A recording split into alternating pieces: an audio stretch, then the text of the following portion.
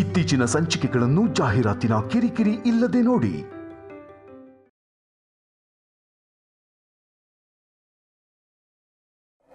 ನಿನ್ ತಮ್ಮಂಗೋಸ್ಕರ ತುಂಬಾನೇ ಕಷ್ಟಪಡ್ತಿದ್ಯಾ. ಮತ್ ನೀನು ನಿನ್ ಸ್ವಾರ್ಥಕ್ಕೋಸ್ಕರ ನಿನ್ ಗಂಡನ ಹತ್ರ ಓಡ್ ಬರ್ಲಿಲ್ವಾ? ಮತ್ತೆ ನನ್ ತಮ್ಮ ಸೆಟಲ್ ಆಗ್ಬಾರ್ದಾ? ಅದಕ್ಕೆ ಮಹಾಲಕ್ಷ್ಮಿ ಜೊತೆ ಮದ್ವೆ ಮಾಡಿಸ್ತಿದೀವಿ. ನನ್ ತಮ್ಮ ಆದಷ್ಟು ಬೇಗ ಈ ಮದ್ವೆ ಆದ್ಮೇಲೆ ಕೋಟ್ಯಾಧಿಪತಿ ಆಗ್ತಾನೆ. ಸಿದ್ದುಗೆ ಮದ್ವೆನಾ? ಎಲ್ಲೋ ಏನೋ ಹೆಚ್ಚು ಕಮ್ಮಿ ಆಗ್ತಿದೆ. ಮೊದಲು ಸ್ವೀಟ್ ಕೊಟ್ಟು ಆಮೇಲೆ ನಾನು ಸಿದ್ದು ಬಗ್ಗೆ ಯೋಚನೆ ಮಾಡ್ತೀನಿ. ಅಜ್ಜಿ, ಸ್ವೀಟ್ಸ್.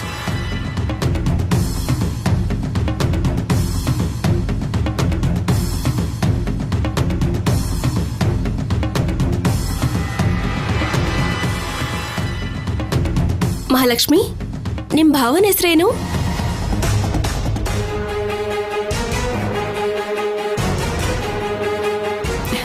ನಮ್ ಭಾವನ ಹೆಸರನಾ?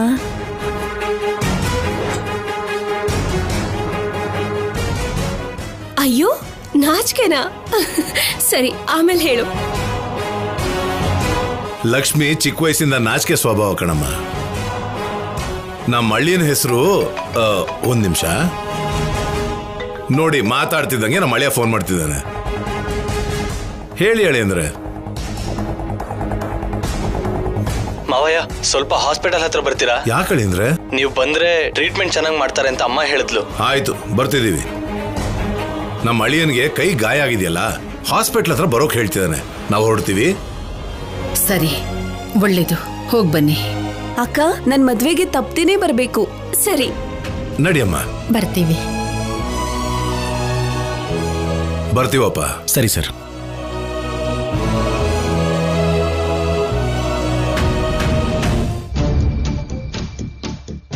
ಒಟ್ನಲ್ಲಿ ಮನೆಯವ್ರು ಯಾರು ಸಿದ್ದು ಫೇಸ್ನ ನೋಡ್ದಿರೋ ಹಾಗೆ ಮಾಡ್ಬಿಟ್ಟೆ.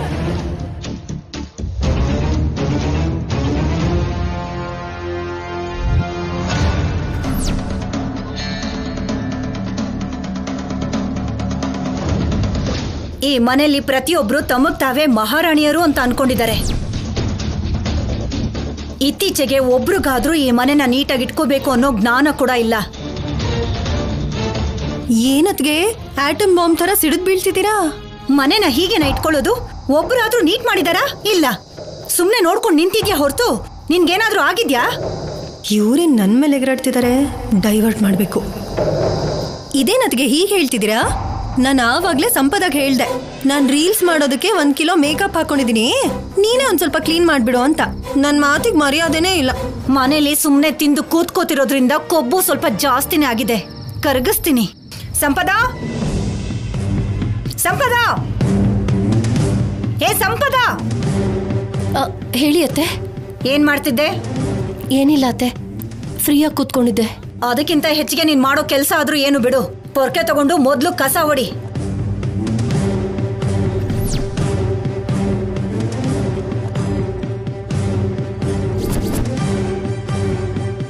ಏನು ದುರ್ಗುಟ್ಕೊಂಡು ಹಾಗೆ ನೋಡ್ತಿದ್ಯಾ?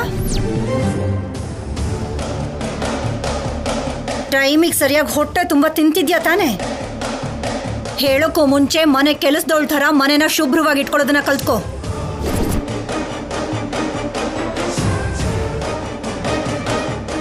ಎಲ್ರೂ ಅವ್ರವ್ರ ಕೆಲಸದಲ್ಲಿ ಬ್ಯುಸಿ ಆಗಿದ್ದಾರೆ. ನಿನ್ಗೇನ್ ಕೆಲ್ಸನ ಕಾರ್ಯನಾ? ಮೊದ್ಲು ಎಲ್ಲ ಕ್ಲೀನ್ ಮಾಡು. ಇವಾಗ್ಲಾದ್ರೂ ಈ ಮನೆ ಕೆಲಸದವಳ ಥರ ಕೆಲಸ ಮಾಡಿದ್ರೆ ನೀನ್ ಮಾಡಿರೋ ಪಾಪನಾದ್ರೂ ಸ್ವಲ್ಪ ಕಮ್ಮಿ ಆಗತ್ತೆ.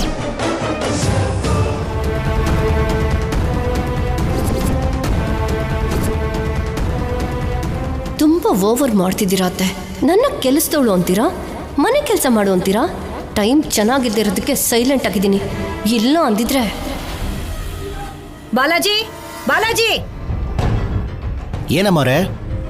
ಹೋಗಿ ಪೊರ್ಕೆ ತಗೊಂಡ್ ಬಾ. ಸರಿ ಅಮ್ಮವ್ರೆ.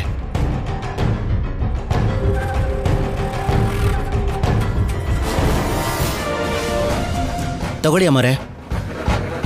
ಹೋಗಿ ಕೈಗೆ ಪೊರ್ಕೆ ತಗೊಂಡು ನೀಟಾಗಿ ಕಸ ಹೊಡಿ.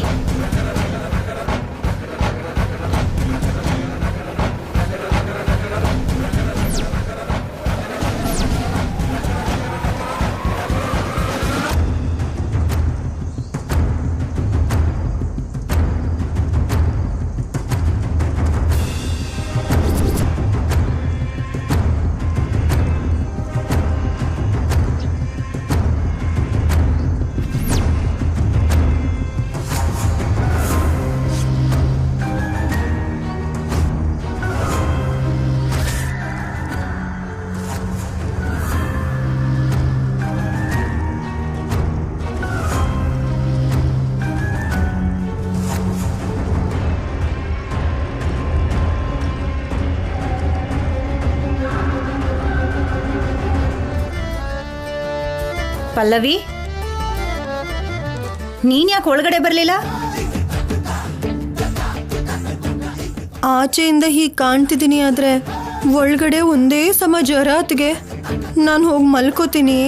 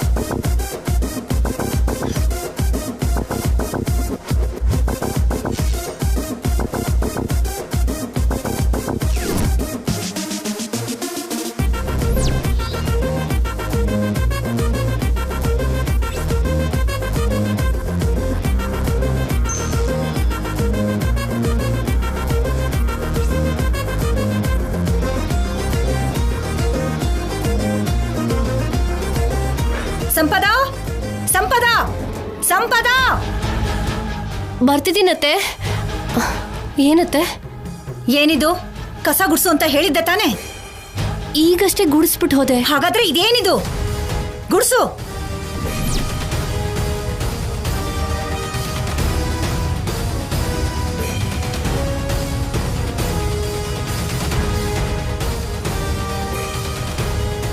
ನೀನು ಮಾಡಿರೋ ಕೆಲಸಕ್ಕೆ ನಿನ್ನ ಸಾಯಿಸ್ಬಿಡ್ಬೇಕು ಕಣೆ. ಆದ್ರೆ ನನ್ನ ಮಗ ಒಪ್ಕೋತಾ ಇಲ್ಲ. ಅದಕ್ಕೆ ನಿನ್ಗೆ ಹೀಗೆ ಟಾರ್ಚರ್ ಕೊಟ್ಟು ಮನೆಯಿಂದ ಓಡಿಸ್ತೀನಿ.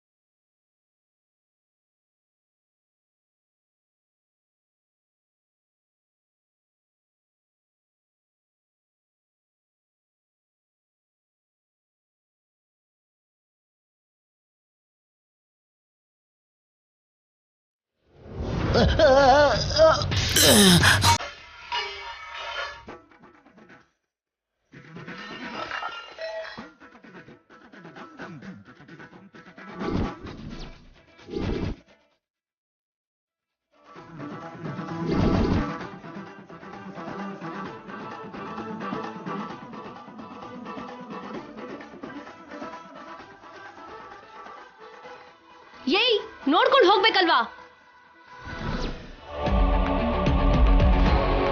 ಕ್ಷಮಿಸ್ಬಿಡಿ ಅಮ್ಮವ್ರೆ, ಎಣ್ಣೆ ಇದೆ ಅಂತ ನೋಡ್ಲಿಲ್ಲ. ಹಾಗೆ ಅಮ್ಮವ್ರೆ, ಆ ಬಣ್ಣ ಗುಡಿಸಿದ್ರೆ ಹೋಗಲ್ಲ, ತೊಳಿಲೇಬೇಕು.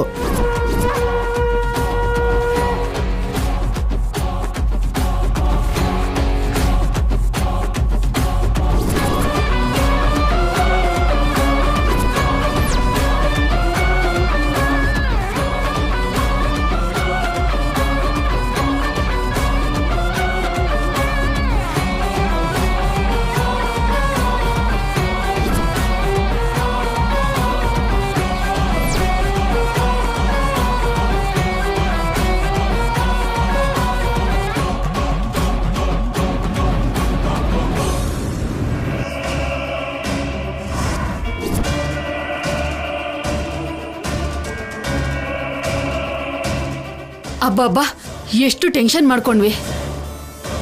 ಜೀವನೇ ಹೋದಾಗ ಆಗೋಗಿತ್ತು. ಏನಾಗುತ್ತೋ ಏನೋ ನೆನ್ಸ್ಕೊಂಡ್ರೆ ಭಯ ಆಗ್ತಿದೆ.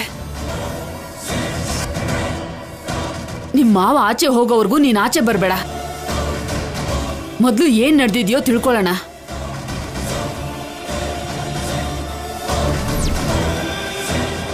ನಿಮ್ಮ ಮಾವ ಬರ್ತಿದ್ದಾರೆ ಅನ್ಸುತ್ತೆ, ಬಾ.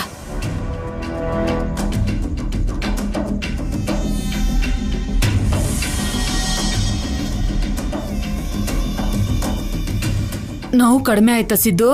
ಇವಾಗ ಸ್ವಲ್ಪ ಪರವಾಗಿಲ್ಲ ಅಮ್ಮ. ಬಾವಾ, ಡಾಕ್ಟರ್ ಏನ್ ಹೇಳಿದ್ರು? ಇಂಜೆಕ್ಷನ್ ಕೊಟ್ಟರು, ಟ್ಯಾಬ್ಲೆಟ್ಸ್ ಬರ್ಕೊಟ್ಟಿದ್ದಾರೆ. 1 ವೀಕಲ್ಲಿ ಕಡಿಮೆ ಆಗುತ್ತಂತೆ. ನಮ್ಮನ್ನ ಹಾಸ್ಪಿಟಲ್ ಬರೋಕ್ ಹೇಳಿ ನೀವ್ಯಾಕೆ ಇಲ್ಲಿಗೆ ಬಂದ್ರಿ? ಡಾಕ್ಟರ್ನ ಕೇಳಿದಕ್ಕೆ ನೀವು ಬಂದಿಲ್ಲ ಅಂದ್ರು. ಅದು ಮಾವಯ್ಯ, ನೀವು ಯಾವ ಹಾಸ್ಪಿಟ್ಲಿಗೆ ಹೋಗಿದ್ರಿ? ದೊರೆಸ್ವಾಮಿ ಹಾಸ್ಪಿಟ್ಲ್. ಮೊದಲು ನಾನು ಅಲ್ಲೇ ಹೋಗಿದ್ದೆ. ಅಲ್ಲಿ ಜೂನಿಯರ್ ಡಾಕ್ಟರ್ ನೋಡಿ ಏನೋ ದೊಡ್ಡ ಗಾಯ ಆಗಿರೋ ಹಾಗಿದೆ, ಪೊಲೀಸ್ ಕೇಸ್ ಮಾಡಬೇಕು ಅಂದಿದ್ದಕ್ಕೆ ನಿಮ್ಮನ್ನಲ್ಲಿ ಬರಕ್ಕೆ ಹೇಳಿದ್ದು. ಆದರೆ ನೀವು ಬರೋವರೆಗೂ ನನಗೆ ಪೇಯ್ನ್ ತಡೆಯೋಕ್ಕಾಗಿಲ್ಲ. ಅದಕ್ಕೆ ಪಕ್ಕದಲ್ಲೇ ಇದ್ದಿದ್ದು ಶಂಕರ್ ಹಾಸ್ಪಿಟ್ಲಿಗೆ ಹೋಗಿ ಬ್ಯಾಂಡೇಜ್ ಹಾಕಿಸ್ಕೊಂಬಂದೆ. ಈಗ ಓಕೆನಾ ಅಥವಾ ಮತ್ತೆ ಹಾಸ್ಪಿಟ್ಲ್ಗೆ ಹೋಗ್ಬೇಕಾ? ಈಗ ಪರವಾಗಿಲ್ಲ ಮಾವಯ್ಯ, ಹೋಗಿದ್ದ ಕೆಲಸ ಆಯ್ತಲ್ವಾ? ನೀನು ಅಲ್ಲಿಗೆ ಬರಲಿಲ್ಲ ಅನ್ನೋದೊಂದು ಬಿಟ್ಟು ಎಲ್ಲ ಚೆನ್ನಾಗೇ ನಡೀತು. ಹೌದು ಬಾವಾ, ಎಷ್ಟು ಒಳ್ಳೆಯವರು ಅಂದ್ರೆ ನಮ್ನೆಲ್ಲ ತುಂಬಾ ಚೆನ್ನಾಗಿ ನೋಡ್ಕೊಂಡ್ರು. ಮಹಾಲಕ್ಷ್ಮಿಗೆ ಸೀರೆನ ಕಾಣಿಕೆ ಹಾಕೊಟ್ಟಿದ್ದಾರೆ.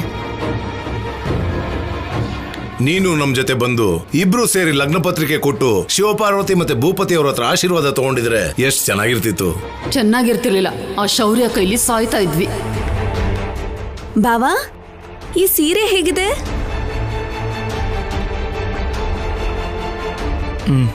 ಚೆನ್ನಾಗಿದೆ. ಸರಿಯಾಗಿ ನೋಡ್ದೇನೆ ಚೆನ್ನಾಗಿದೆ ಅಂತಿದ್ಯಲ್ಲ ಬಾವಾ. ಶಿವ ಪಾರ್ವತಿ ಅವ್ರ ಸೀರೆಗಳಂದ್ರೆ ತುಂಬಾ ಫೇಮಸ್. ಆ ಸೀರೆ ಕ್ವಾಲಿಟಿ ಆಗಿರುತ್ತೆ ಲಕ್ಷ್ಮಿ, ಅದಕ್ಕೆ ಹಾಗಂದೆ. ನಿನ್ನಂತೂ ಎಲ್ಲರೂ ಕೇಳಿದ್ರು ಸಿದ್ದು. ಮುಂದಿನ ಸಲ ನೀನ್ ಕರ್ಕೊಂಡು ಬರ್ಲೇಬೇಕು ಅಂದ್ರು. ಮದ್ವೆಗೆ ಹೇಗಿದ್ರು ಬರ್ತಾರಲ್ವಾಪ. ಅವ್ರೇನಾದ್ರೂ ಬರ್ಲಿಲ್ಲ ಅಂದ್ರೆ ಮದ್ವೆ ಹೇಗ್ ನಡೆಯುತ್ತೆ ಹೇಳು?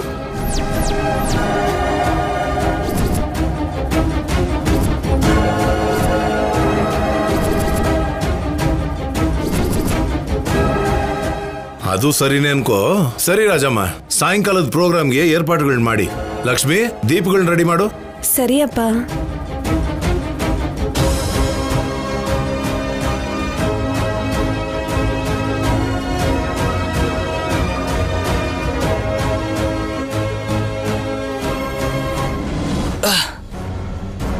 ಛೇ, ಪ್ರತಿ ಕ್ಷಣ ಬೈದಲ್ಲೇ ಬದುಕೋ ಹಾಗಾಗಿದೆ ಅಮ್ಮ ನನ್ನ ಜೀವನ. ಇಲ್ಲೂ ಭಯಾನೆ, ಹೈದರಾಬಾದ್ಗೆ ಹೋದ್ರೂ ಭಯಾನೆ. ಜೀವನದಲ್ಲಿ ನೆಮ್ಮದಿನೇ ಇಲ್ಲದೇ ಇರೋ ಹಾಗಾಗ್ತಿದೆ ಅಮ್ಮ. ಅಷ್ಟಕ್ಕೂ ನನಗೇನು ಮಾಡಬೇಕು ಅರ್ಥನೇ ಆಗ್ತಿಲ್ಲ. ಸಂಪದನ ಬಿಟ್ಟು ನನ್ನ ಲೈಫ್ನ ನಾನೇ ಲೀಡ್ ಮಾಡಬೇಕು ಅಂತ ಲಕ್ಷ್ಮಿ ಜೊತೆ ಮದುವೆ ಆಗೋಕ್ಕೂ ರೆಡಿ ಆದೆ. ಆದರೂ ಅಲ್ಲೇ ಹೋಗೋ ಹಾಗಾಯ್ತು. ಏನು ಮಾಡೋದಮ್ಮ? ಇಷ್ಟು ದಿವಸ ಸಂಪದ ನಿನ್ ಪಾಲ್ಗೆ ದರಿದ್ರ ಅನ್ಕೊಂಡಿದ್ದೆ, ಆದ್ರೆ ನಿನ್ ಪಾಲಿಗೆ ದರಿದ್ರ ಆಗಿರೋದು ಆ ಕಲ್ಯಾಣಿ ಕಣೋ.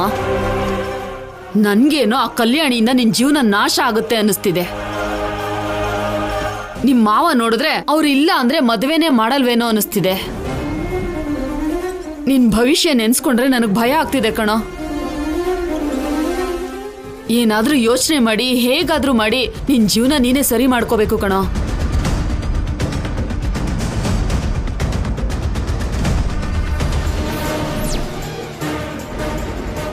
ಅಯ್ಯೋ ಅಯ್ಯೋ, ಇದೇನ್ ಜ್ವರನಪ್ಪ ದೇವ್ರೇ. ಏನೇ ಇಲ್ಲಿ ಕುತ್ಕೊಂಡು ನಾಟಕ ಮಾಡ್ತಾ ಇದ್ಯಾ? ಮನೆಗೆ ಗೆಸ್ಟ್ಗಳು ಬಂದಾಗ ಹೊರಗಡೆ ಬರೋದ್ ಬಿಟ್ಟು ಇಲ್ಲೇ ಯುವರಾಣಿ ತರ ಕೂತಿದ್ಯಾ? ಯುವರಾಣಿ ತರ ಅಲ್ಲ ರೀ, ಎಲ್ಲೂ ಬರಕ್ಕಾಗ್ದೆ ಕೂತಿದ್ದೀನಿ. ಏನ್ ರೋಗ ನಿನಗೆ? ಜ್ವರ ರೀ, ಜ್ವರ. ಗುಂಡ್ಕಲ್ ತರ ಚೆನ್ನಾಗೇ ಇದೆಯಲ್ಲ, ಎಲ್ಲಿ ನಿನ್ ಕೈ ಕೊಡು. ಸುಳ್ಳು ಹೇಳ್ಬೇಡ, ನಾರ್ಮಲ್ ಆಗೇ ಇದೆ. ಮೈ ಬೆಚ್ಚಗೂ ಇಲ್ವಲ್ಲ? ಲೋ ಫೀವರ್ ಅಂತಾರಲ್ರಿ, ಅದೇ. ಅಷ್ಟೇನಾ? ಅಥವಾ ಇಬ್ರು ಸೇರಿ ಏನಾದರೂ ಪ್ಲಾನ್ ಮಾಡ್ತಿದ್ದೀರಾ? ಪಾಪ ಹಾಗೆ ಹೇಳ್ಬೇಡ್ರಿ. ನಿಮ್ಮ ಅಕ್ಕ ಸೊಂಟ ನೋವು ಬರೋ ಹಾಗೆ ಸಂಪದ ಹತ್ರ ಕೆಲಸ ಮಾಡಿಸ್ತಿದ್ದಾರೆ. ಸುಸ್ತಾಗಿ ಇಲ್ಲಿ ಬಂದು ಹೀಗೆ ಕುತ್ಕೊಂಡಿದ್ದಾಳೆ ನೋಡಿ, ನೆಲ ಎಷ್ಟು ಚೆನ್ನಾಗಿ ಕ್ಲೀನ್ ಮಾಡಿದಾಳೆ ಅಂತ.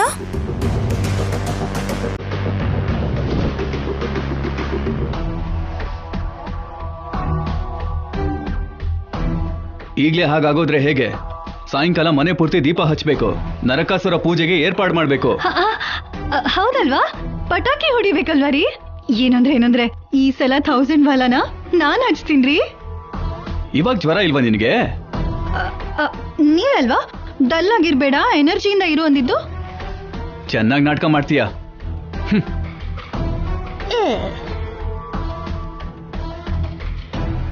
ಇಲ್ಲೇನೋ ಎಲ್ರೂ ಹಬ್ಬ ಆಚರಿಸ್ತಿದ್ದಾರೆ, ಆದ್ರೆ ಅಲ್ಲಿ ನನ್ನ ತಮ್ಮ ಕೈ ಗಾಯ ಆಗಿ ನೋವು ಅನುಭವಿಸ್ತಿದ್ದಾನೆ. ಅವನ್ದೆಂಥ ಜಾತಕನೋ, ಹೆಜ್ಜೆಗೂ ಗಂಡಾಂತರನೇ. ಅಷ್ಟಕ್ಕೂ ನಿಜ ಹೇಳು ಸಂಪದ, ನನ್ನ ತಮ್ಮ ಯಾಕೆ ಬಂದಿದ್ದ? ಹೇಳಿದ್ನಲ್ಲ, ಅವನ್ ಜೊತೆ ಮತ್ತೆ ಬಾ ಅಂತ ಕರೀತಾ ಇದ್ದಾನೆ. ಇಷ್ಟೆಲ್ಲ ಆದ್ಮೇಲೂ ಯಾರಾದ್ರೂ ಹೋಗ್ತಾರಾ? ಆದ್ರೂ ಮದ್ವೆ ಮಾಡ್ಕೊಳ್ತಾ ಮತ್ತೆ ನನಗೋಸ್ಕರ ಯಾಕೆ ಬಂದ? ನನ್ನ ಎಲ್ಲೂ ಇರಕ್ ಬಿಡ್ಬಾರ್ದು ಅಂತ ಅಲ್ಲ? ಸಿದ್ದುಗ್ ನಿಜವಾಗ್ಲೂ ಹುಚ್ಚು.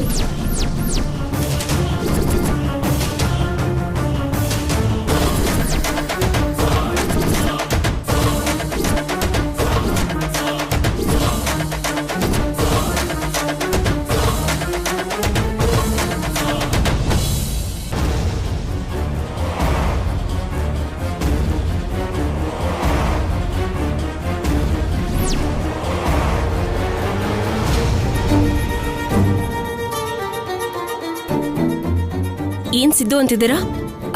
ಸಿದ್ದುನಾ? ಸಿದ್ದು ಬಗ್ಗೆ ನೀವೇನ್ ಮಾತಾಡ್ತಾ ಇದ್ದೀರಾ? ಅಂದ್ರೆ ಮತ್ತೆ ಏನಾದ್ರೂ ಪ್ಲಾನ್ ಮಾಡ್ತಾ ಇದ್ದೀರಾ? ಚಿಚಿ, ಅವನ್ ಹುಟ್ಟು ಪೊರ್ಕಿ ಅಂತಿದ್ದೀನಿ. ನನ್ ಮರ್ಯಾದೆ ತೆಗಿಯೋ ಕೆಲ್ಸ, ನನ್ ಬೆಲೆ ಕಡಿಮೆ ಮಾಡೋ ಕೆಲ್ಸನೇ ಮಾಡೋದಕ್ಕೆ ಹುಟ್ಟಿದಾನ ಅವನು. ಎಲ್ಲ ನನ್ ಕರ್ಮ. ಛೇ,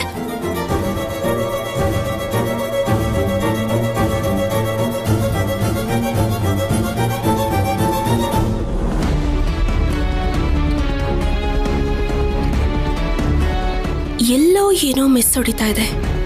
ಮಹಾಲಕ್ಷ್ಮಿ ಅವರು ಇರೋ ಅಷ್ಟೊತ್ತು ಪಲ್ಲವಿ ಚಿಕ್ಕಮ್ಮ ಸಂಪದ ಅಲ್ಲಿಗೆ ಬರಲಿಲ್ಲ. ಇಲ್ಲಿದ್ದು ಏನ್ ಮಾಡ್ತಾ ಇದ್ರು? ಅಷ್ಟಕ್ಕೂ ಸಿದ್ದು ಟಾಪಿಕ್ ಯಾಕೆ ಬಂತು? ಏನ್ ನಡೀತಾ ಇದೆಯೋ ತಿಳ್ಕೋಬೇಕು.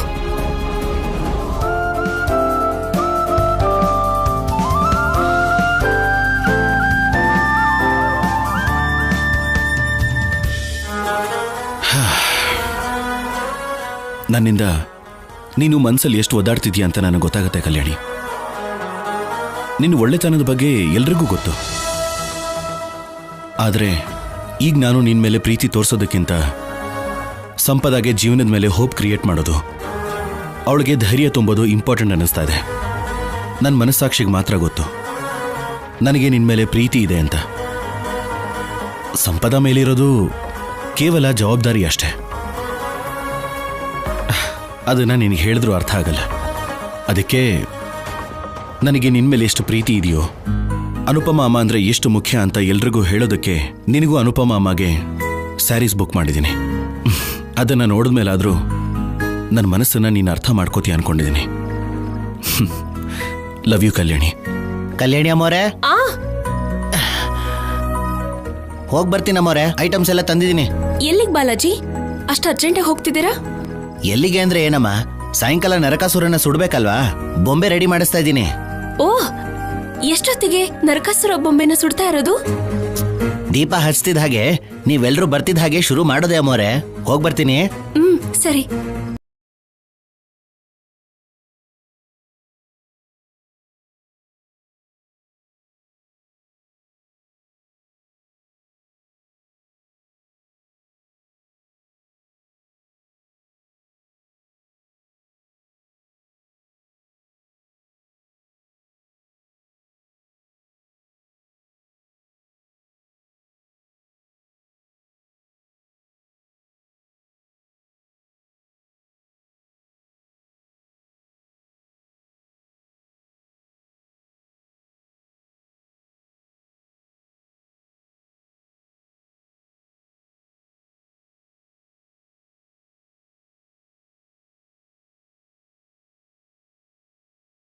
ನಾನೊಬ್ಳಿಗೆ ಮಾತ್ರನಾ ಸರ್ಪ್ರೈಸ್? ಮನೆಯಲ್ಲಿ ಬೇರೆ ಯಾರಿಗಾದ್ರೂ ಕೊಡ್ತಿದ್ದೀರಾ? ಅನುಪಮ ಮಗೂ ಕೂಡ.